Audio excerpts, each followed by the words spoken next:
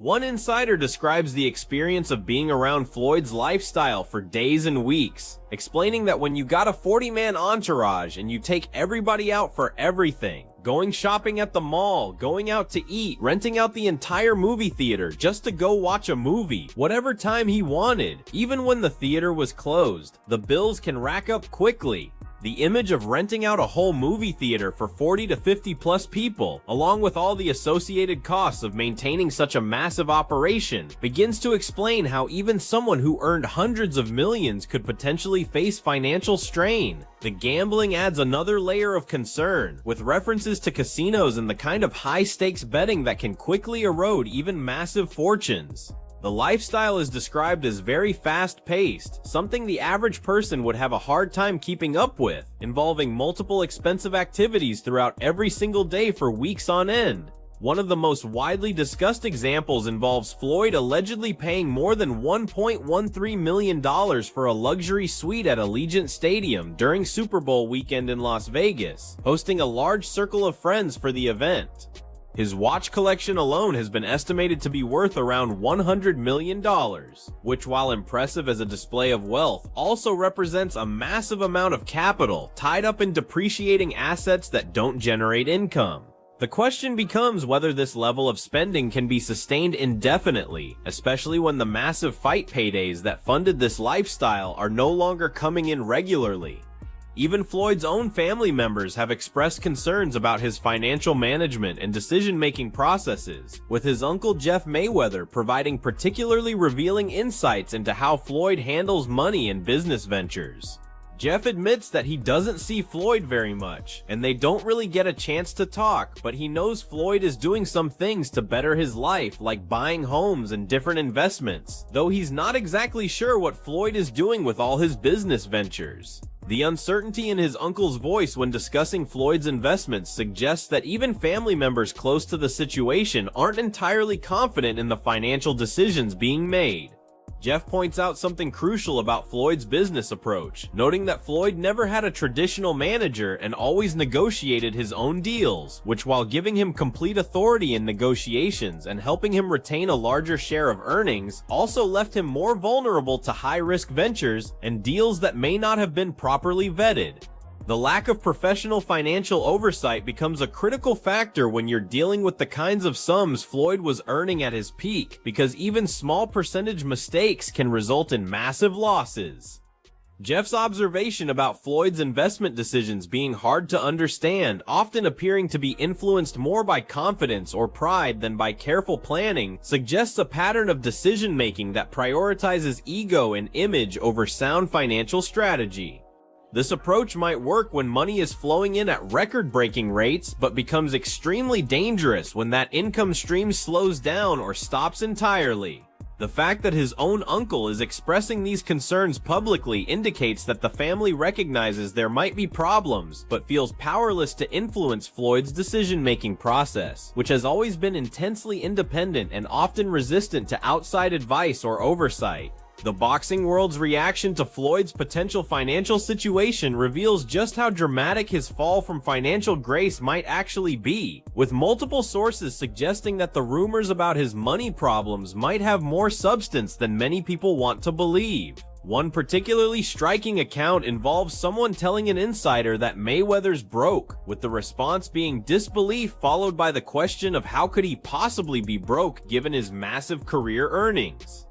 The explanation focuses on the lifestyle, describing being around Floyd for days and weeks and witnessing firsthand the constant spending on the 40-man entourage, taking everybody out for everything, shopping, dining, entertainment, and the girls, with bills that would challenge even the most substantial fortune. The specific example of renting out entire movie theaters for 50+ people whenever Floyd wanted to see a movie, regardless of whether the theater was even open, illustrates the kind of spontaneous, massive spending that can quickly drain resources. The key insight comes from someone trying to define what broke actually means in Floyd's context, noting that Floyd still has money, a lot of money, but suggesting that maybe the lifestyle is catching up to him, which implies that while he's not literally penniless, his expenses might be outpacing his current income in ways that could become unsustainable. This nuanced view of financial trouble, where someone can still appear wealthy while facing serious cash flow problems, reflects the complex reality of celebrity finances, where appearances can be maintained even as underlying financial health deteriorates.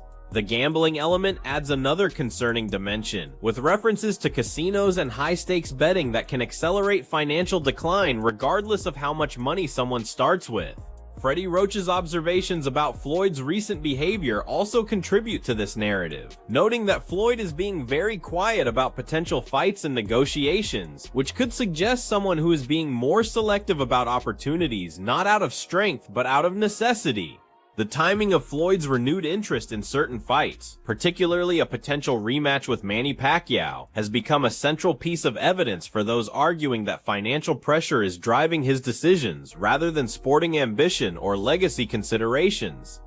Timothy Bradley's analysis is particularly damning when he points out that Mayweather didn't want this fight with Pacquiao years ago when Pacquiao was asking for a rematch, but now he wants this fight because he needs money. This shift in attitude toward fights he previously avoided suggests that circumstances have changed dramatically, forcing Floyd to consider matchups that he might have rejected when he had more financial flexibility. Freddie Roach adds fuel to this fire by stating that the contracts are ready and all Floyd has to do is sign them, suggesting that the delay isn't about negotiations or logistics, but about Floyd's previous reluctance, which may now be overcome by financial necessity. Roach's confidence that he thinks Floyd is ducking them right now, combined with his observation that you don't hear no negotiations, no nothing, no rumors, he's being very quiet right now, paints a picture of someone who might be internally wrestling with decisions he doesn't want to make, but may have to make. The fact that their original 2015 fight was the biggest fight of its era, generating 4.4 million pay-per-view buys at $100 each, means a rematch could potentially generate similar massive revenue, making it an obvious target for someone facing financial pressure. Roach's assessment that a rematch would be ideal because Pacquiao would be fully fit and better prepared this time, giving him the ability to potentially dominate Mayweather, suggests that Floyd would be taking on significantly more risk than in their first encounter. The question becomes whether someone who previously had the luxury of being extremely selective about opponents and timing would now be willing to take on that increased risk, and the answer seems to point toward financial desperation rather than competitive desire. Sugar Ray Leonard's insight about fighters reaching a point where they believe they can still compete at the highest level, combined with the financial incentive of making millions for relatively easy work, creates a perfect storm of motivation for comeback attempts that might not be wise from either a health or legacy perspective. What makes this situation particularly tragic is that Floyd Mayweather was supposed to represent the evolution of the smart fighter, someone who understood the business side well enough to avoid the financial pitfalls that had claimed so many previous boxing legends. His entire persona was built around being Money Mayweather, the fighter who not only won in the ring but won financially, retiring undefeated with his health intact and his bank account full. The irony that someone whose brand was so closely tied to financial success might now be facing the same money problems that have plagued countless other fighters throughout history represents a fundamental failure of the system that's supposed to protect athletes from their own success. Joe Rogan's observation about the people surrounding high-profile fighters becomes crucial here, noting that usually everybody around these big names pretends they're looking out for their best interest, but there's always lawsuits later on where you find out someone was stealing money or not paying them what they deserved.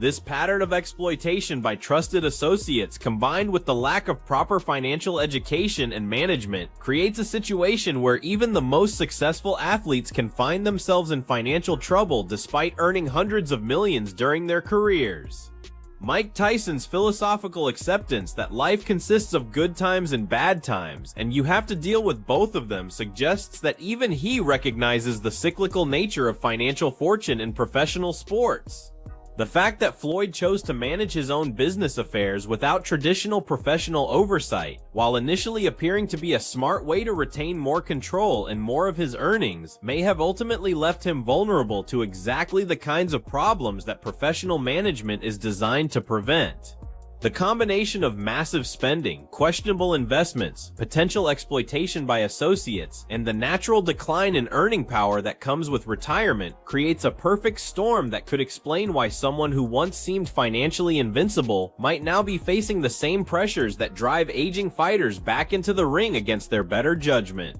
The broader implications of Floyd's potential financial troubles extend far beyond one fighter's personal situation, representing a systemic failure in how professional sports handles the transition from active competition to retirement. Despite earning an estimated $1 billion over the course of his career, Floyd may now be facing the same financial pressures that have forced countless other fighters to return to competition past their prime, risking their health and their legacy for paydays they shouldn't need. The fact that someone who was held up as the model for how to handle boxing success might now be struggling with the same issues as fighters who earned a fraction of his total purse money suggests that the problem isn't just about how much you earn, but about how the entire system is structured around short-term thinking rather than long-term financial health. Evander Holyfield's warning about staying too long becomes prophetic when viewed through this lens, because the financial pressure to continue fighting or to return to fighting can override the better judgment that would normally tell a successful athlete when it's time to walk away permanently. Sugar Ray Leonard's comparison of Floyd to Muhammad Ali takes on new significance when you consider that both fighters were dealing with financial pressures later in their careers that influenced their decision-making about when and whether to fight. The entertainment value of spectacle fights like Floyd versus McGregor, while generating massive short-term revenue, may actually contribute to the problem by creating unrealistic expectations about the sustainability of that level of earning power. Leonard's observation that only certain fighters can pull off those kinds of events suggests that Floyd may be trapped by his own success, feeling pressured to continue generating spectacular paydays because he's one of the few fighters with enough global recognition to make such events financially viable. The question becomes whether this unique position is a blessing or a curse when financial necessity rather than opportunity is driving the decision-making process.